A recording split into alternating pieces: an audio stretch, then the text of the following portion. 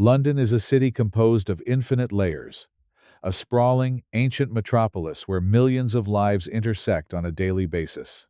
Beneath the grand architecture, the historic monuments, and the bustling avenues lies a complex subterranean network, an infrastructure designed to keep the city functioning quietly and efficiently.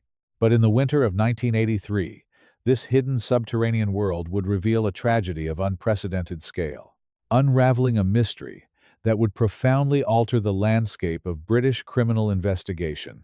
To understand the gravity of what occurred, we must step back into the social climate of the late 1970s and early 1980s. It was an era defined by severe economic challenges, widespread industrial strikes, and shifting cultural dynamics. Traditional industries were closing, and unemployment was rising, creating a wave of migration as young men from across the United Kingdom and beyond traveled to the capital city in search of opportunity, employment, and a fresh start. Many of these young individuals arrived with little money, no immediate social support network, and no permanent address. They were transient, moving between hostels, temporary lodgings, and the homes of newly made acquaintances. This transience, combined with a society that was increasingly disconnected, created a tragic vulnerability. When some of these young men stopped calling home, stopped showing up for temporary jobs, or simply vanished from their usual social circles, their absences were often attributed to the restless nature of youth.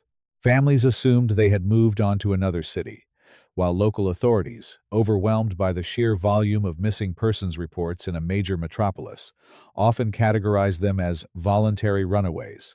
The systemic failure to recognize the pattern of these disappearances provided a dark, quiet space for a predator to operate entirely unnoticed.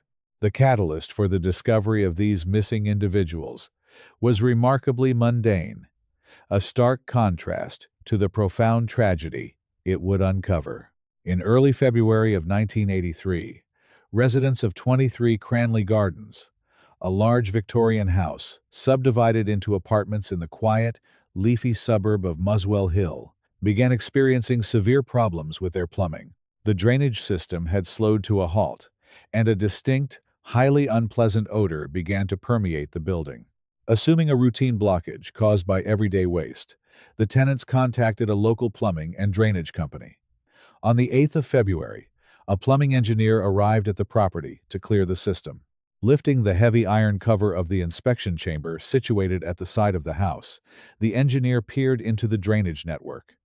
What he observed immediately alarmed him. The blockage was not caused by ordinary household waste, but by a dense accumulation of an organic substance that he could not immediately identify, alongside small, irregular fragments of bone. Disturbed by the discovery and the overwhelming nature of the scent, the engineer halted his work and contacted his supervisor. The following morning, the supervisor arrived to inspect the site.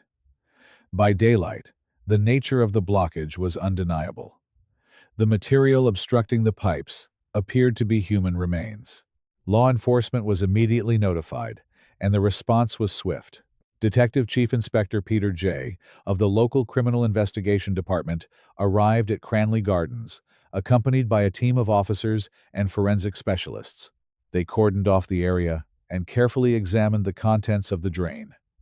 The forensic team gingerly extracted the material, preserving it in sterile containers for immediate transport to a pathology laboratory. An initial, rapid assessment by a police surgeon confirmed their worst fears. The fragments were indeed human. The investigation quickly pivoted from a public health nuisance to a major homicide inquiry. Detective Chief Inspector J and his team needed to speak with the residents of the building, particularly the tenant of the top-floor apartment, whose plumbing connected directly to the blocked pipe. The tenant was a man named Dennis Nilsen, a 37-year-old civil servant who worked at a local government employment office. Officers waited patiently outside the property for Nilsen to return from his workday. When he finally arrived, he presented an outward appearance of absolute normalcy. He was dressed in a standard professional suit, carrying a briefcase, appearing to be nothing more than a quiet, unremarkable professional, returning to his quiet, suburban home. When the detectives approached him, Identifying themselves and explaining the nature of their visit, Nilsen remained exceptionally calm. He feigned ignorance regarding the drainage issue, but the detectives insisted on inspecting his top-floor apartment. As they ascended the narrow stairs to the attic flat, the distinct, heavy odor that had plagued the lower floors became intensely concentrated. Upon entering the apartment, the source of the odor was inescapable. Detective Chief Inspector J, relying on his years of investigative experience, recognized the scent of post-mortem decay. He confronted Nilsen directly, pointing out the overwhelming evidence that something terrible had occurred within those walls. Realizing that his meticulously constructed facade had finally collapsed, Nilsen did not resist, nor did he attempt to flee. In a moment that would forever haunt the investigators present, Nilsen dropped his defensive posture. When asked where the rest of the remains were located, he calmly directed the officers to a wardrobe in the corner of the room. Inside, concealed within plastic refuse sacks, were the partial remains of multiple individuals. The clinical, detached manner in which Nilsen presented this information was deeply chilling. Nilsen was immediately placed under arrest, cautioned regarding his rights, and escorted to a waiting police vehicle. It was during the short transit to the Hornsey police station that the true, staggering scale of the investigation was revealed. An officer, attempting to grasp the magnitude of the crime scene they had just secured, asked Nilsen a straightforward question. The officer asked if they were investigating the deaths of one or two individuals. Nilsen, staring straight ahead, replied with a calm, flat tone that they were talking about 15 or 16 victims. The atmosphere in the vehicle shifted from tense professionalism to profound shock. The detectives realized they were not merely dealing with a local homicide, but with one of the most prolific and sustained series of murders in British history. Upon arriving at the police station, the monumental task of formal interrogation and evidence gathering began. Nilsen waived his right to immediate silence and began to dictate a vast, detailed narrative of his crimes. He spoke for hours, filling hundreds of pages of interview transcripts. His memory for certain logistical details was extraordinarily precise, yet his emotional connection to the devastating loss of life was entirely absent. He described his actions as though he were recounting the plot of a film he had watched long ago. This emotional detachment presented a unique challenge for the investigators. While they had a willing confessor, a confession alone is not sufficient to secure a conviction in a court of law, especially when dealing with severe psychological abnormalities. The police needed to corroborate every statement, identify every victim, and construct an unbreakable chain of forensic evidence. The investigation quickly expanded beyond the top-floor flat at Cranley Gardens. Nilsen revealed that the murders had not begun there. From 1978 until late 1981, he had resided at a ground-floor garden apartment on Melrose Avenue, located several miles away. It was at this previous address that the majority of the fatalities had occurred. This revelation triggered a massive secondary forensic operation. Melrose Avenue had since been renovated and rented to new, unsuspecting tenants. The police had to gently inform the current residents of the situation, relocate them, and systematically dismantle the property. Forensic teams pulled up floorboards, excavated the rear garden, and sifted through years of accumulated soil and ash. What they discovered was a logistical nightmare for the pathology teams. Nilsen had utilized the space beneath the floorboards to conceal his victims for extended periods. When the space became insufficient, he resorted to building large bonfires in the rear garden, effectively destroying massive amounts of physical evidence. When he eventually moved to the smaller attic flat at Cranley Gardens, he lacked access to a garden, which forced him to attempt to dispose of the remains through the domestic plumbing system, the very decision that ultimately led to his capture. The forensic anthropology and pathology required to process the evidence from both Melrose Avenue and Cranley Gardens represented a watershed moment in British forensic science. In the early 1980s, investigators did not have access to the rapid DNA profiling technologies that are standard practice today. They could not simply swab a bone fragment and run it through a computerized national database to find a match. The identification process was agonizingly slow, relying on traditional, highly specialized scientific disciplines. Leading forensic pathologists, including Professor David Bowen, were brought in to examine the thousands of bone fragments, teeth, and organic material recovered from the two sites. The primary goal was to establish the minimum number of individuals present. By meticulously sorting and cataloging the fragments, identifying duplicate skeletal structures such as left femurs or specific vertebrae, the forensic team was able to scientifically confirm that multiple distinct individuals had lost their lives. However, establishing the number of victims was only the first step. The more daunting task was returning their names to them. This is where forensic odontology, the study of dental records, played a crucial role. Teeth are the hardest substance in the human body, capable of surviving extreme temperatures and environmental degradation that destroy other tissues. The forensic odontologists painstakingly charted every recovered tooth, noting precise locations of cavities, fillings, extractions, and unique dental anomalies. These charts were then manually cross-referenced against hundreds of dental records obtained from missing persons files across the country. It was a process that required infinite patience and precision. Furthermore, investigators utilized advanced fingerprint recovery techniques. By carefully treating items found in Nilsen's possession, such as books, documents, and personal effects, they were able to lift latent prints. These prints were then compared to military, criminal, and civil records. Through these exhaustive forensic methods, combined with the matching of physical descriptions and the timelines of disappearances, the police began to slowly piece together the identities of the young men who had been taken. It is absolutely vital to center the narrative on the individuals who lost their lives, honoring their memory, and acknowledging the profound grief of their families. These were young men with aspirations, families, and futures that were unjustly stolen. Stephen Holmes was only 14 years old when he encountered Nilsen in 1978, a devastatingly young life extinguished before it had truly begun. Kenneth Ockenden was a 23-year-old student from Canada, traveling across the world to experience new cultures, whose international journey ended in unimaginable tragedy. Martin Duffy was a vulnerable 16-year-old who had traveled to London, seeking independence, only to find a predator waiting in the anonymity of the city. William Sutherland, Malcolm Barlow, John Howlett, Graham Allen, and Stephen Sinclair were among the others who were identified. Each name represents a family shattered by a knock at the door from a police officer bearing the worst possible news.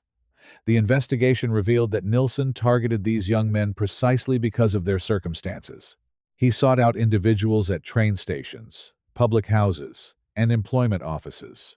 He offered them what they desperately needed on a cold London evening: a hot meal, a warm place to sleep, and temporary companionship.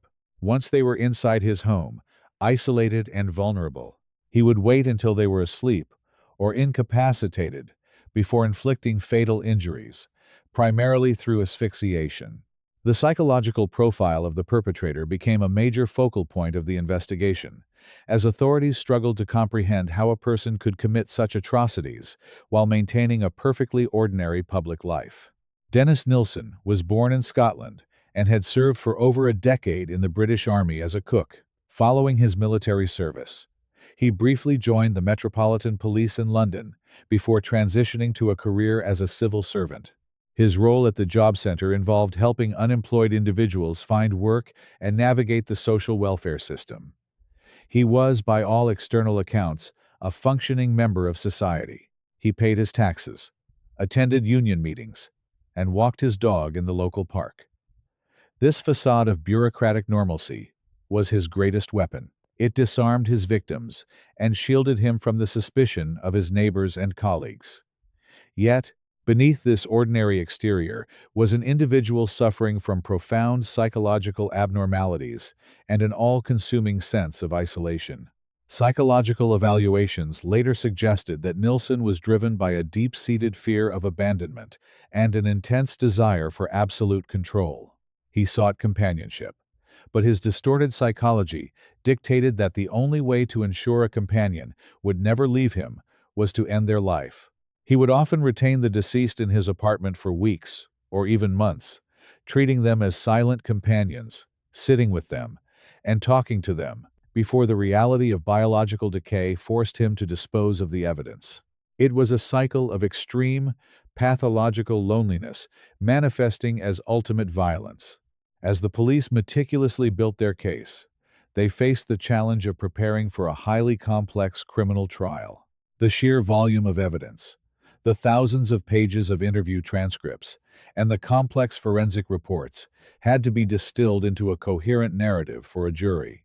The prosecution team, led by highly experienced barristers, knew that Nilsen would not deny the physical act of causing the deaths. His extensive confessions to the police made that impossible. Instead, the legal battle would center entirely on his state of mind at the time the offenses were committed. In the United Kingdom, the law provides for a partial defense to murder known as diminished responsibility, outlined under the Homicide Act of 1957. If a defense team can successfully argue that the defendant was suffering from an abnormality of mental functioning that substantially impaired their ability to understand their conduct, form a rational judgment, or exercise self-control, a charge of murder can be reduced to manslaughter. This distinction is legally profound, often resulting in different sentencing guidelines and different psychiatric care requirements. The trial of Dennis Nilsen commenced on the 24th of October, 1983, at the Central Criminal Court, globally known as the Old Bailey. The courtroom was packed with journalists, legal professionals, and the grieving families of the victims, all seeking answers to an incomprehensible tragedy. Nilsen stood in the secure glass dock, dressed immaculately in a suit and tie, his demeanor as calm and detached as it had been on the day of his arrest. He faced 6 counts of murder and 2 counts of attempted murder. The prosecution, representing the Crown, opened their case by painting a picture of a cold, calculated, and highly organized individual. They argued that Nilsen's ability to seamlessly maintain his professional life, his elaborate methods for concealing the remains, and his deliberate targeting of vulnerable individuals demonstrated clear premeditation and a full awareness of his actions. They presented the jury with the meticulous forensic evidence, tracing the tragic timeline from Melrose Avenue to Cranley Gardens. They also called to the stand the survivors, individuals who had managed to escape Nilsen's apartment. Their testimony was harrowing and deeply moving. One survivor, Carl Stoddard, bravely recounted how he had been attacked and nearly asphyxiated before Nilsen inexplicably revived him and let him go. Stoddard's testimony was crucial, as it demonstrated the terrifying reality of Nilsen's methods and his complete control over the life and death of those who entered his home. The defense, as anticipated, focused heavily on psychiatric testimony. They called leading medical experts to the stand, who testified that Nilsen suffered from a severe, borderline personality disorder. They argued that his profound isolation, coupled with his distorted psychological development, created an irresistible compulsion. They painted a picture of a man who was not operating out of malice or a desire to cause pain, but out of a deeply damaged, uncontrollable need to prevent abandonment. The defense asserted that this severe mental abnormality substantially impaired his mental responsibility, legally fitting the criteria for diminished responsibility. The prosecution countered with their own psychiatric experts, leading to a complex and highly technical battle of medical opinions. The Crown's psychiatrists argued that while Nilsen certainly possessed a personality disorder, it did not cross the threshold of an abnormality of mental functioning sufficient to impair his responsibility. They emphasized his organizational skills, his ability to clean crime scenes, and his deceptive behavior toward the police and his neighbors as evidence of a rational, albeit deeply disturbed, mind, making conscious choices to end human life. The judge's summing up to the jury was a masterclass in legal clarity, guiding them through the complex intersection of criminal law and forensic psychiatry. The jury retired to deliberate, carrying the heavy burden of deciding the legal fate of a man who had caused so much destruction. The nation waited with bated breath, After days of intense deliberation, the jury returned to the courtroom. They had not reached a unanimous decision, but under British law, a majority verdict is permissible if enough time has elapsed. The foreman of the jury stood and delivered the verdicts. Dennis Nilsen was found guilty of all 6 counts of murder and both counts of attempted murder. The jury had rejected the defense of diminished responsibility, agreeing with the prosecution that Nilsen was fully legally responsible for his actions. The judge, addressing the defendant, spoke of the absolute horror of the crimes and the devastating impact on the families of the young men. He sentenced Nilsen to life imprisonment, with a recommendation that he serve a minimum of 25 years, a tariff that was later upgraded to a whole life order, ensuring he would never be released back into society. The aftermath of the Muswell Hill murders sent shockwaves through British society and prompted significant changes within law enforcement and social services. The case highlighted a catastrophic blind spot in how missing persons, particularly young, transient men, were categorized and investigated. Prior to this tragedy, the disappearance of a young person without a permanent address was often treated as a low priority, based on the assumption that they had simply chosen to drop out of society. The Nilsen case forced a complete reevaluation of this approach. Police forces across the country began to implement more rigorous protocols for tracking missing persons, recognizing that vulnerability and transience do not equate to voluntary disappearance. The creation of centralized, computerized missing persons databases began to take shape, allowing different police constabularies to share information and identify cross-jurisdictional patterns that might indicate the presence of a serial offender. Furthermore, the case sparked a broader societal conversation about the lack of support networks for young people migrating to major cities, leading to increased funding for youth hostels, outreach programs, and mental health support services. Dennis Nilsen spent the remainder of his life incarcerated in the maximum security wing of the British prison system.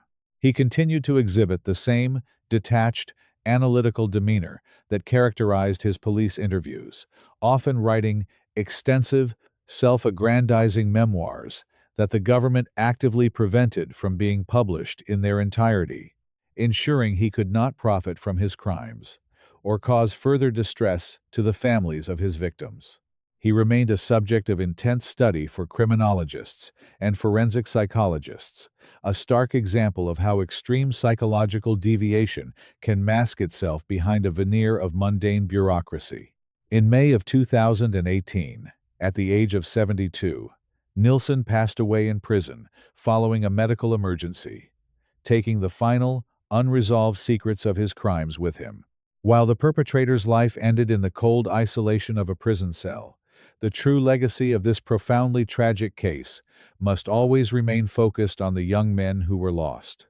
They were sons, brothers, and friends whose lives were cut short by an individual who exploited their vulnerability and the anonymity of the sprawling city. The forensic breakthroughs and the evolution of police procedure that resulted from this investigation stand as a necessary, albeit heavy, monument to their memory. The meticulous work of the detectives, the forensic odontologists, the pathologists, and the legal professionals ensured that the truth was uncovered from beneath the floorboards and behind the walls, bringing a measure of justice to an incredibly dark chapter in criminal history. As we look back on the events that unfolded in London between 1978 and 1983, we are confronted with uncomfortable truths about society, isolation, and the systems designed to protect us. The investigation showcased the brilliance of forensic science and the dedication of law enforcement, but it also exposed the tragic consequences of societal neglect. It forces us to examine the spaces between the layers of our modern cities, the places where the vulnerable can slip out of sight. As we reflect on the tragic loss of these young men and the legacy they leave behind, we must ask ourselves a vital question.